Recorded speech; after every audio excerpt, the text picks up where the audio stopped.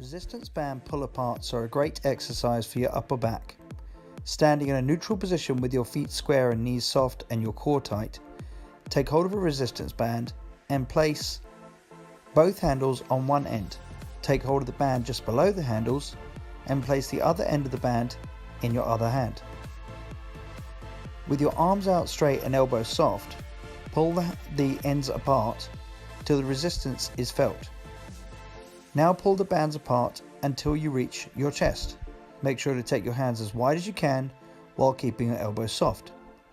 Try this exercise for 3 to 5 sets of 10 reps and use a higher resistance band to make the exercise more difficult. Thanks for checking out the video. Please like, subscribe, and of course comment.